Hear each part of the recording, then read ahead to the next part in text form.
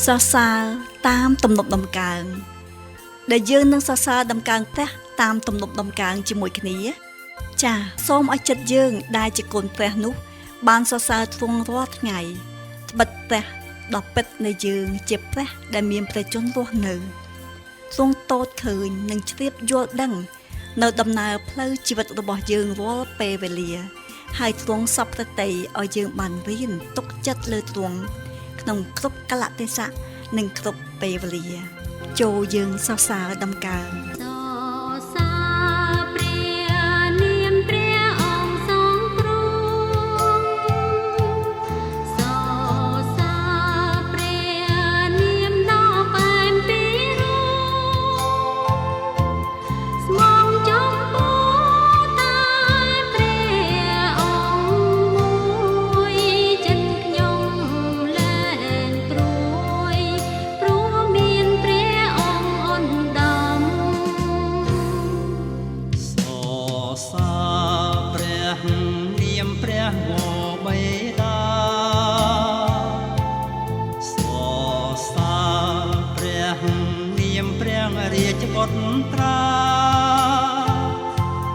ព្រះវិញ្ញាណបរិសុទ្ធដឹកនាំទូលព្រះបង្គំគោរពកោតខ្លាចសរសើរព្រះអង្គសង្គ្រោះសរសើរព្រះនាមពីរោះ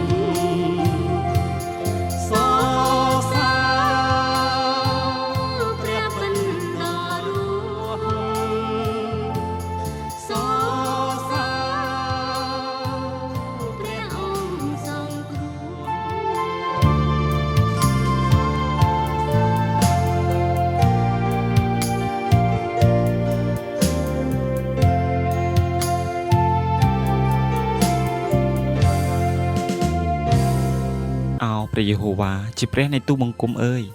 ទូបង្គំយកទ្រង់ជាទីពឹងជ្រកកោនសូមទ្រង់ជួយសង្គ្រោះទូបង្គំឲ្យរួចពីអស់អ្នកដែលដេញតាមទូបង្គំផងក្រែងគេហាយព្រលឹងនៃទូបង្គំដូចជាសឹងព្រមទាំងហាយឲ្យខ្ទេចខ្ទីផងក្នុងការដែលគ្មានអ្នកណានឹងដោះឲ្យរួចព្រះយេហូវ៉ាជាព្រះនៃទូបង្គំអើយបើសិនជាទូបង្គំបានធ្វើដូច្នេះគឺបើមានអំពើទុច្ចរិតណានៅដៃទូបង្គំបើទូបង្គំធ្វើការអាក្រក់ស្រង់ដល់អ្នកណាដែលមេត្រីនឹងទូបង្គំបើទូបង្គំបានរឹបជាន់អ្នកណាដែលតតាំងនឹងទូបង្គំដោយអត់ហេតុនោះសូមឲ្យខ្មាំងសត្រូវដេញតាមព្រលឹងរបស់ទូបង្គំតន់ចុះសូមឲ្យគេញោមញីជីវិតទូបង្គំចុះដល់ដីហើយបង្អាប់យោះទូបង្គំនៅក្នុងធូលីផងព្រះយេហូវ៉ាអើយសូមតាឡើងដោយសេចក្តីខ្ញាល់របស់ទ្រង់សូមងើបឡើងទាស់នឹងសេចក្តីខុសខើរបស់ពួកតតាំងនឹងទូបង្គំសូមទ្រង់តាឡើងជួយទូបង្គំដោយសេចក្តីយុត្តិធម៌ដែលទ្រង់បានបង្គាប់ហើយយ៉ាងនោះជំនុំនៃបណ្ដាជនទាំងឡាយនឹងមកនៅព័ទ្ធជុំវិញទ្រង់សូមទ្រង់ឡើងលើទីខ្ពស់ពីលើគេវិញព្រះយេហូវ៉ាទ្រង់តែងជំនុំជម្រះបណ្ដាជនទាំងឡាយព្រះយេហូវ៉ាអើយសូមទ្រង់ជំនុំជម្រះទូបង្គំតាមសេចក្តីសុចរិតនិងសេចក្តីទៀងត្រង់របស់ទូបង្គំផងសូមឲ្យការអាក្រក់របស់មនុស្សល្មើសបានផុតទៅតែសូមតាំងមនុស្សសុចរិតឲ្យខ្ជាប់ខ្ជួនឡើងត្បិតព្រះដ៏សុចរិតទ្រង់សាក់លោចិត្តថ្លើម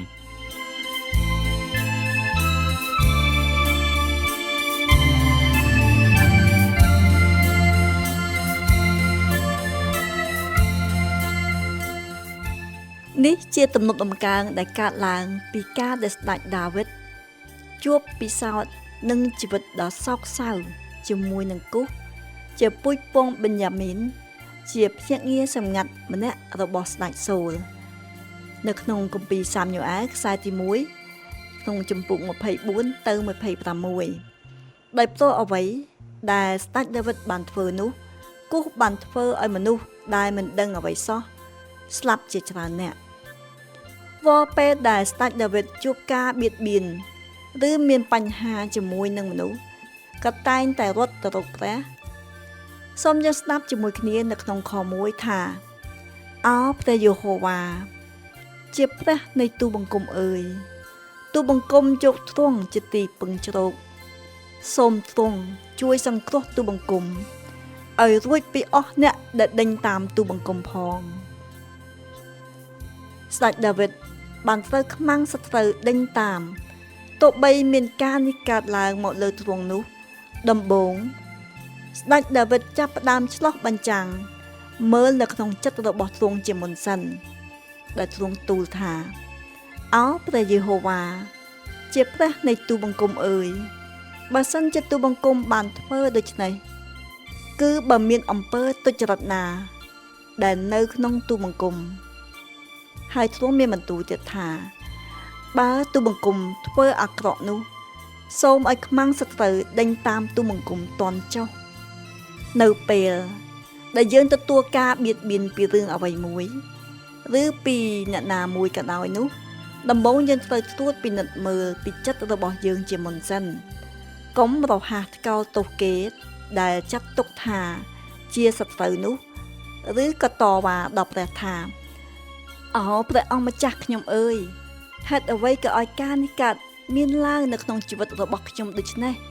ដូចជាមិនយុត្តិធម៌សោះនៅពេលដែលយើងជួបនឹងការសាក់ឡូក្នុងច្រកចង្អៀតណាមួយនោះសូមឆ្លុះកញ្ចក់មើលខ្លួនឯងហើយទូលដល់ព្រះថាអោព្រះវរបិតាអើយតើមានចំណុចណាមួយក្នុងជីវិតកូនដែលទ្រង់កំពុងចង់និយាយប្រាប់ហើយមានកន្លែងចន្លោះណាដែលកូនត្រូវស្រែករកទ្រង់នោះឬយើងប្រហែលជាសួរថាចុះខ្មាំងសត្រូវរបស់ខ្ញុំនោះតើអ្នកណាដែលត្រូវទូទាត់ជាមួយនឹងគេនេះក៏ជាសំណួររបស់ស្ដេចដាវីតដូចគ្នាចម្លើយគឺថាព្រះទ្រង់ដោះស្រាយជាមួយគេត្បិតអស់អ្នកដែលប្រព្រឹត្តអាក្រក់នោះនឹងមានថ្ងៃបញ្ចប់របស់គេត្បិតព្រះនៃយើងជាព្រះដែលសុចរិតទ្រង់នឹងបំពេញគ្រប់ទាំងអស់តាមបំណងព្រះハតីទ្រង់សូមយើងសង្កេតមើលនៅក្នុងខ9ដែលចែងថាព្រះដ៏សុចរិតទ្រង់សាក់ឡូចិត្តថ្លើមក្នុងពេលដែលជួបនឹងឧបសគ្គមិនមែនគ្រាន់តែជាទីបន្ទាល់នឹងការទុកចិត្តតែប៉ុណ្ណោះទេគឺអាចជាការសាក់ឡូនៅពេលដែលព្រះទ្រង់សាក់ឡូនោះទ្រង់នឹងបង្ហាញឲ្យយើងឃើញនៅចិត្តរបស់យើងតែប្រហែលជាយើងនិយាយថាអូខ្ញុំស្គាល់ចិត្តខ្ញុំច្បាស់ណាស់ផ្ទុយទៅវិញគឺយើងមិនស្គាល់ពីខ្លួនយើងសោះនៅក្នុងគម្ពីរយេរេមៀចំពុក17ខ9បានចែងថាចិត្តជាគ្រឿងបញ្ឆោតលើសជាងអ្វីទាំងអស់ហើយក៏អាក្រក់ហួសល្បត់ផងតើអ្នកណាអាចនឹងស្គាល់បាន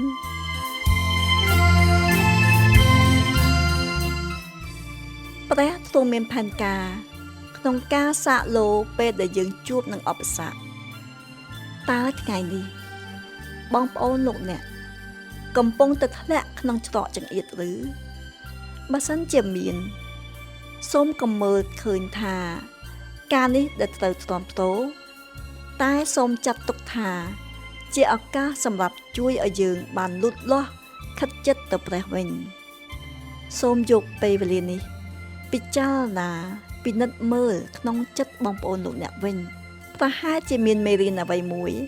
ដែលព្រះទ្រង់សពព្រះハតីឲ្យបងប្អូនលោកអ្នករៀនអនុវត្តលក្ខណៈអ្វីមួយក្នុងជីវិតរបស់បងប្អូនលោកអ្នកក៏មិនដឹងដូច្នេះសូមអន្តងទៅរកព្រះដោយទុកចិត្តលើទ្រង់ដែលកំពុងធ្វើការល្អក្នុងជីវិតរបស់បងប្អូនលោកអ្នក